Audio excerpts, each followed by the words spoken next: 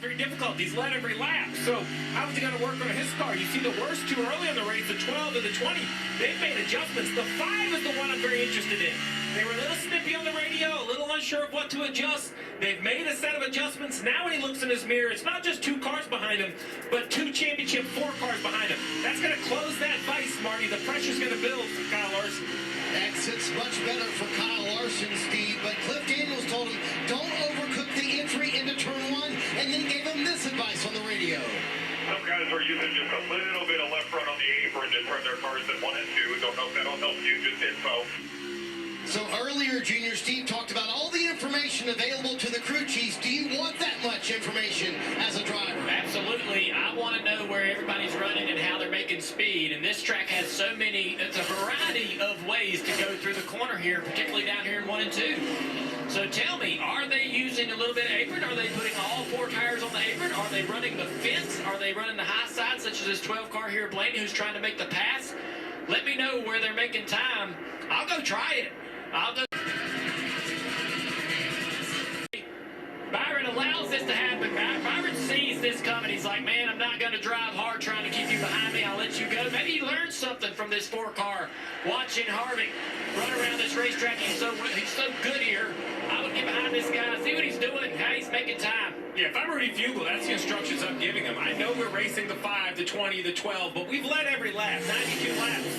Let's settle in behind the 4. I think he's a little better. The 1 might even be a little better than us. Let's figure out where. Give me some feedback on what you think we need with our car. The other 3 of the championship 4 are going to continue to improve. We got to start adjusting on it. Hey, the last time Harvick finished outside the top 10, none of the Champ 4 drivers had even started a cup race. So if you want to follow someone that knows how to get around here, there's your guy. Yeah, 20 straight top 10 finishes for Kevin Harvick, as now he is leading at Phoenix. Morning. In his final full-time Cup Series race leading at Phoenix, one of his home racetracks. You guys mentioned the 9 wins here, so he certainly knows what to do with the race car. And the car is better for Kevin Harvick as well. He gave Rodney Childress some very clear direction on where he wanted to go with the race car.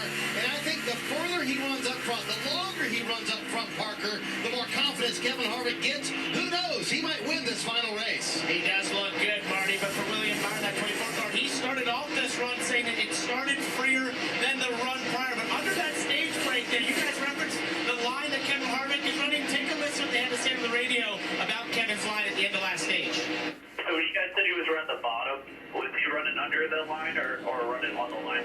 When he was running the bottom, he was running the line. He was not under. Okay, got it. Yep. And that sort of theme has consisted throughout this race in telling them about the 4 and where he is running. As you referenced now, once the 4 went by, they went to the top. Oh, tight level here, guys. Yeah, the 12, Brian Blaney, has really looked like he's been shot out of a rocket here. It's unbelievable what he just did. He went from being about a second behind these 2 to going right by him 3 wide, and so Blaney now has the advantage over the other 2. Yeah, he sat back there and watched this 20 and this 5 battle. Was able to regroup. Caught them in a situation down in turn 1 and 2. Was able to go underneath and by them both. Now the 17 of Chris Buescher is closed in, taking another position away from the 5 of Larson. Larson just a little bit off today. Just a guy. He has had good long run speed the last 2 weeks. He's got it again today. But he just can't clear that 24 right now. Both of them running very high. That's what makes this racetrack amazing. On old tires. Drivers running different lines, especially using that high line at this racetrack. Now I think the 12's in a great spot. It's going to drive up the racetrack. Nothing Byron can do about that.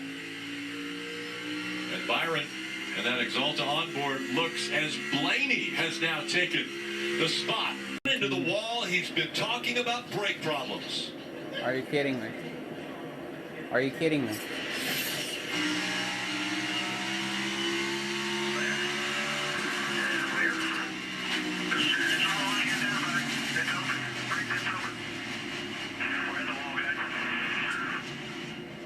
So we're on board. You could hear it. As soon as he touches the brake pedal, the right front rotor explodes.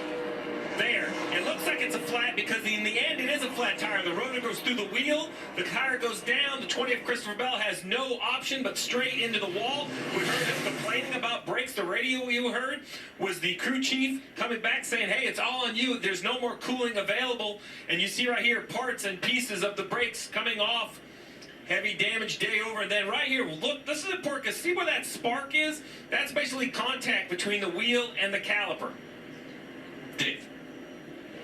And Steve's right on the broadcast. We heard him say the brakes are too hot, and then he radioed back to crew chief Adam Stevens, I'm going to need brake help. And that's when Adam told him, I believe that was not on the air, that you have all the cooling you're going to get, the brake ducts are open.